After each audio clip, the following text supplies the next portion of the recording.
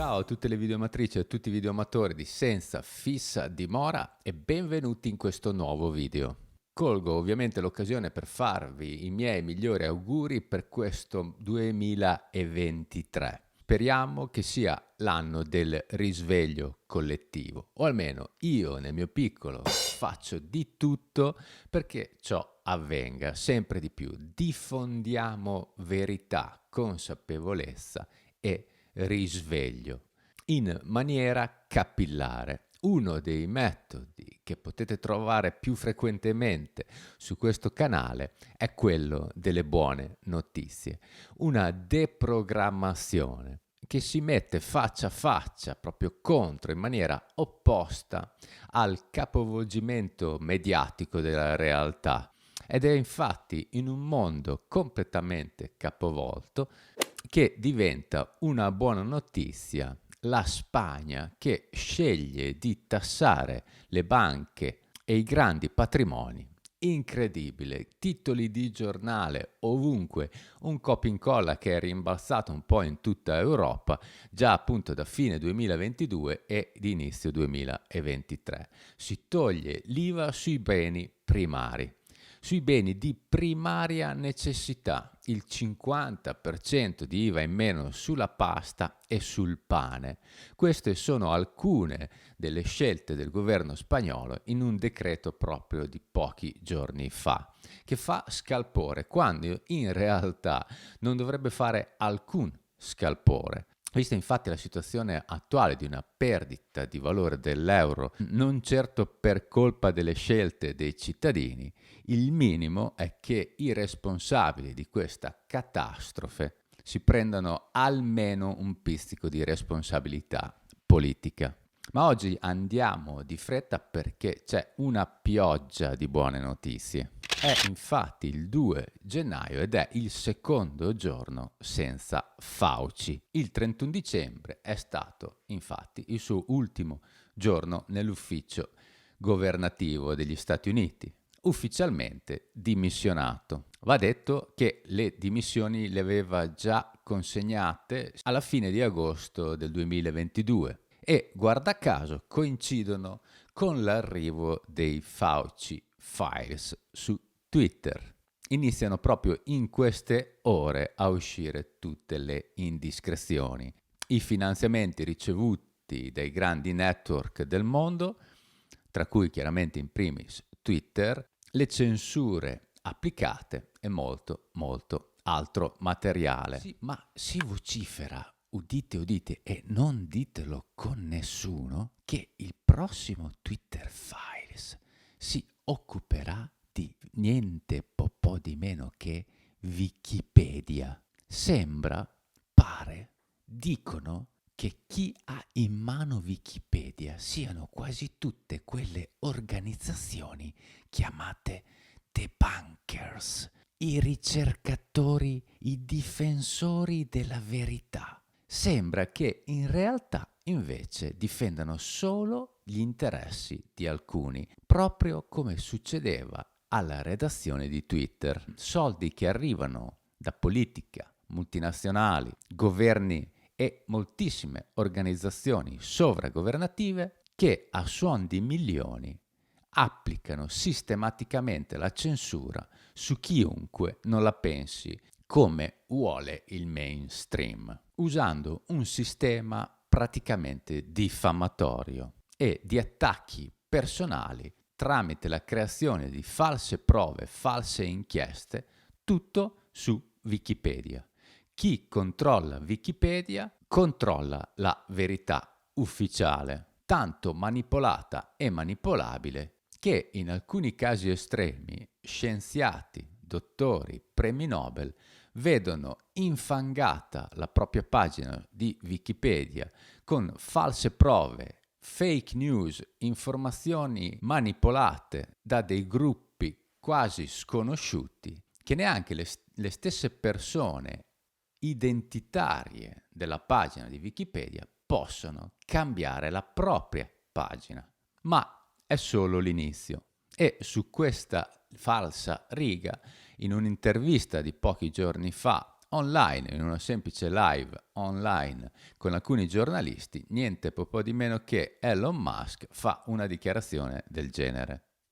Per essere totalmente sincero, praticamente tutte le teorie complottiste che la gente aveva su Twitter si sono rivelate vere, perché esiste una teoria del complotto a proposito di Twitter che non si è avverata, fino ad oggi praticamente tutte si sono avverate e in alcuni casi in modo peggiore di come la gente pensava. Queste sono le parole di Elon Musk che fa sorridere i giornalisti e le persone che sono attorno a lui per la sua sincerità, riprendendo o ripetendo di fatto un motto che oramai per chi ha vissuto questi ultimi 2 anni, diciamo, poggiando di più certe teorie che altre, ci si può tranquillamente rivedere. Vorrei lasciarvi con una piccola riflessione in ultimo, riguardante il fatto che, guarda caso, hanno iniziato a circolare circa 2 settimane fa un insieme di notizie praticamente tutte false e mai dimostrate,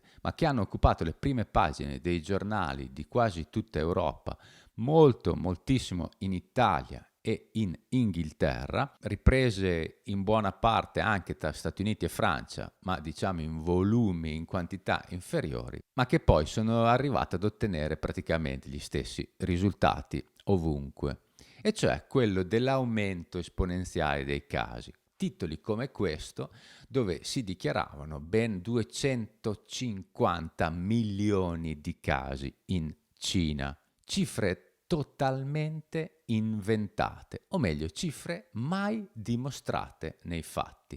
C'è chi ha parlato di fughe di informazioni su chat coreane, c'è chi ha parlato di fughe di informazioni su giornaletti di qualche isola sperduta nel Pacifico, proprio praticamente seguendo delle tecniche ben conosciute, cioè si creano le prove attraverso un articolo totalmente fake in una piccolissima testata irrilevante di un giornale altrettanto irrilevante, lontano e sconosciuto ai più, che però viene ripreso, guarda caso, dalle più grandi testate giornalistiche del mondo, dal Financial Times alla CBS, per finire su Repubblica, Le Monde e Il País. Tutti riprendono questa notizia dandola per buona, quando in realtà a scriverla è stato Pinco Pallino a Taiwan. Ma i 250 milioni di casi diventano realtà. Al di là di questa immensa balla, è facile capire perché è stato fatto tutto ciò. Il motivo è abbastanza semplice. Stavamo arrivando al 31 dicembre del 2022, che non era solo la notte di San Silvestro, ma che era la fine di moltissime leggi, decreti leggi, leggi speciali in tutto il mondo. Infatti finiva il 31 dicembre 2022 il diritto politico di applicare certe misure estremamente liberticide. Una su tutte, l'applicazione ad esempio di un tampone obbligatorio, di un test per chi viaggia, che sono direttamente collegati ai famosi passaporti Covid, passaporti vaccinali, Green Pass, tutti nomi diversi che più o meno indicano lo stesso sistema di controllo. Politicamente doveva essere creato un precedente proprio prima della fine dell'anno, in modo che il prossimo anno, quando si tratterà di rinnovare questa possibilità, tutti quanti saranno d'accordo col dire che vi è la necessità di tenersi queste armi per combattere la possibilità dell'arrivo di una nuova mortale variante dalla Cina o da qualsiasi altro paese. Insomma, sempre e comunque una buona scusa. Se infatti non ci fosse stato questo precedente in un arco di tempo così lungo, per alcuni infatti si trattava di un anno senza l'utilizzo di obblighi speciali alle frontiere, bene, non avere questo precedente avrebbe sicuramente creato le condizioni per cui queste normative venissero definitivamente insabbiate. Testimonianza del fatto che è l'ennesimo allarme creato, basta andare su Google, che tra l'altro Google non è certo un esempio di trasparenza e di non manipolazione di dati, ma basta andare su Google, cercare nuovi casi nella Cina continentale e vedete che queste sono le cifre. Anche nella versione più ottimista possiamo vedere che partendo dal 9 novembre e arrivando fino ai giorni nostri si arriva al massimo a un 40-50 mila casi al giorno per un periodo limitato di una settimana. La media è circa quella dei 20.000 casi al giorno, quindi è facile calcolare che in 2 mesi si è pressoché sfiorato il 1.000.000 di casi. Mentre il Financial Times parlava di 20 giorni, Repubblica si era allargata in una visione ottimistica di 30 giorni, ma si parlava di 250 milioni di casi, cioè 250 volte quelli che vengono indicati nel grafico di Google. Ciò non può essere un errore di interpretazione di Google, ma è solamente una fake news propagata dai più grandi media del mondo. Quale interesse abbia Google a mentire? Nessuno. Quale interesse abbiano le più grandi testate giornalistiche del mondo a mentire? Beh, tantissimi. Bene, spero che anche questo video vi sia piaciuto. Se non l'avete ancora fatto, vi invito a iscrivervi al canale Senza Fissa Dimora. Se volete partecipare alla mia campagna piccolissima di raccolta fondi, praticamente se volete offrirmi un caffè perché io possa continuare a fare questo lavoro giornaliero di informarvi anche attraverso le buone notizie, usate i link che trovate in descrizione del mio video. Vi chiedo come sempre un pollicione in su se vi è piaciuto e di condividerlo sui vostri social. Grazie a tutti e buon 2023.